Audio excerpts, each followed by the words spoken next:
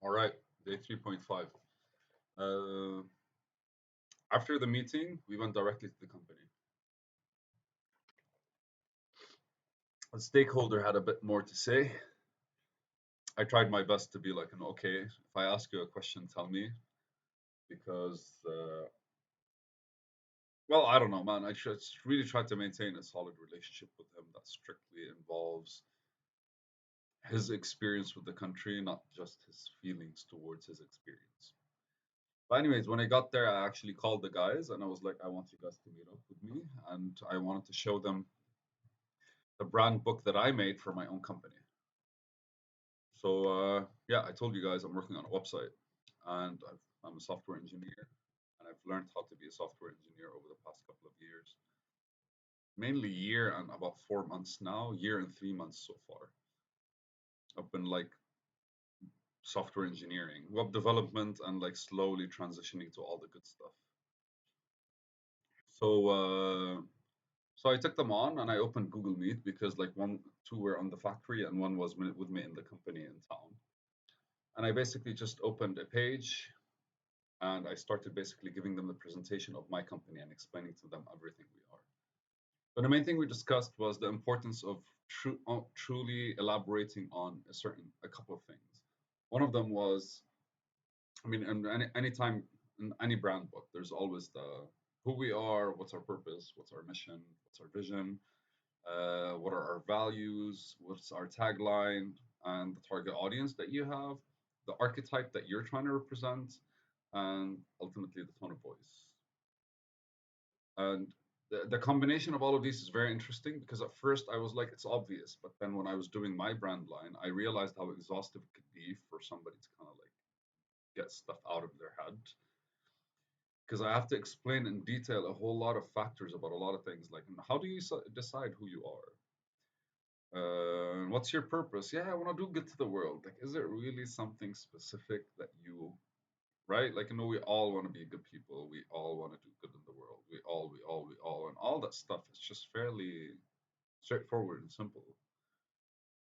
But is it really? Because, like, I can approach it in many ways. How would I decide which routes? And I started basically explaining to them how the details actually that we express, especially to the outside world, as we explain these things to us, allow us a more strong and stable approach towards them. Because just because you feel this way doesn't mean your mind truly understands. And the better words that we use in order to describe these things to ourselves. Okay, so theoretically, and that was the peak of the day. After that, we went, we ate, we walked, we have good food, by the way. It's not a lot of diversity because, like, it's a meat culture. They have good food. But yeah, so the rest of the day was more me just like taking notes by myself. But the best way I tried to explain why a brand is important, and I used the example they had because they had a paper that they kept sending to people and then re-enhancing every single time.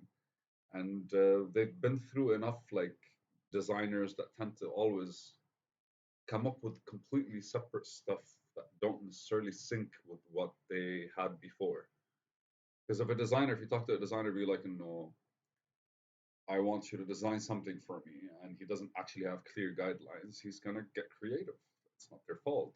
But for them, they just didn't understand why some designers worked, some designers didn't.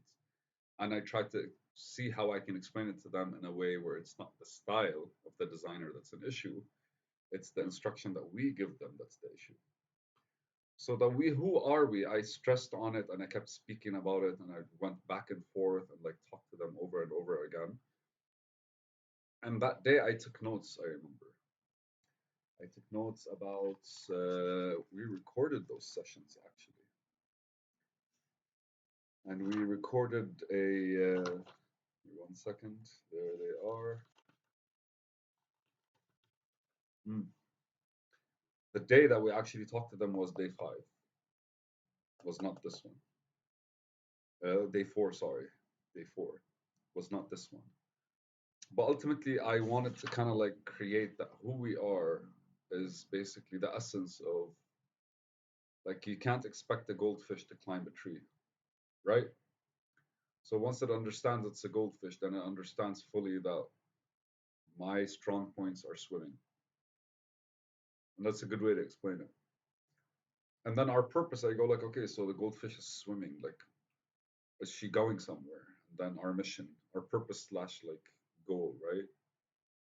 Because our mission is what do we want to do after we reach our goal, and our vision, as in like, our goal is contributing to what's around us, and our values. Because and then that one for example, I stressed on it a lot because I wanted them to understand.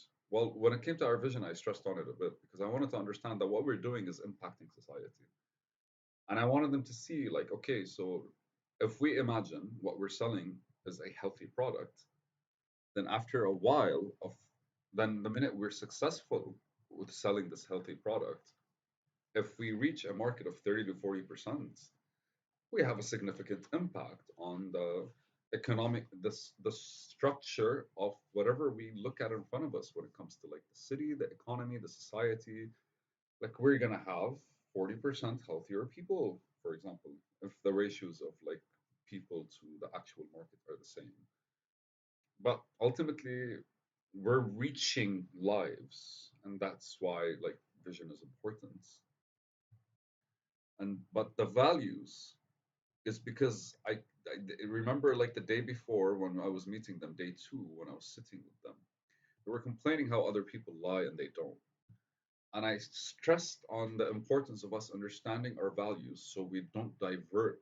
Because a lot of people will tell you the truth until it's better for them to lie, and then they will buy because they don't actually have a core value that's honesty.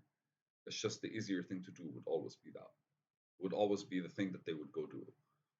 And the more we talked about this, the more they kind of felt relieved that all they did was get upset that the other people were basically lying on their behalf or lying to sell more. And they were very proud of themselves that they did not even consider resorting to these kinds of things because they didn't want that kind of reputation connected to them. For me, I smiled. I remember it, and I was like, "No, let's have some more coffee," because actually having something like this kind of like linger in you is a strong thing. Oh, it's the next day when we were picking our values, I said, "Let's have more coffee." But that same day, I was very much like, "No, why would you be upset if other people are assholes when you're not? You should be proud that you're not. The only reason you're upset is because the other is an asshole. Even if he's an asshole to you, it's only expected, right?" But so we had a big issue at the archetype, not the actual company archetype. They found themselves easily when it came to that the next day. But we had a big issue trying to explain, and I saw that as my failure because anyway, we looked at I looked at the target audience. They just kept repeating to me like because I'm thinking from a more we're going to buy people's money, and they're thinking more the people that come buy from us. So they're just used to grown men coming in their trucks or borrowing trucks from their friends and coming to them and being like, I want to buy. So for them, that's the only audience that exists. And it took me a while I'm explaining to them my target audience, and I was showing them my slides because I picked like 9 to 11 people that are potentially my target audience. You kind of have to split all these things in a very like beautiful way. But like as I was talking to them, I tried to use like one of those. What else do you see out there that potentially could have money, and they just couldn't see it? And I tried to look at it from a more, who are the people that you want to sell to? They would say everyone. I don't know if that's a limitation. I didn't know if that's a limitation. I just I think at that point I realized that they're so stuck at what they're doing and frustrated why they're not actually succeeding, even though they're putting in all the effort. And they're not realizing the full experience that is necessary in order for success to be a thing. And I think that's what we get when we put pressure on people and people don't really know what to do in order to alleviate that pressure, in order to like kind of like succeed. So the guys were super just focused on how they can sell better without considering the fact that it's the customer that decides if they want to buy or not, and it's not their selling points. Again, there are sales strategies, but it took me like I explained that day. I explained to them, and we did like an hour and a half, 2 hours online while I'm trying to like talk these things because remember, two are at the factory and me, I was there. But I tried my best to fully separate and distinguish between them being good salesmen and the customers understanding what they're buying. And I think that's what we should be getting out of that day as like, okay, at the very least, we reached a point where I basically found that a successful moment where I reached a point and I was like, okay, so now you understand what's going on. And not you, now you understand what's going on. Now you understand the difference between you actually selling and a customer actually like being interested, wanting to buy, knowing what they're buying, being aware of why you are important and all that good stuff. It's a whole lot of like back and forth. But for them, they can only see themselves. But that changed day 5.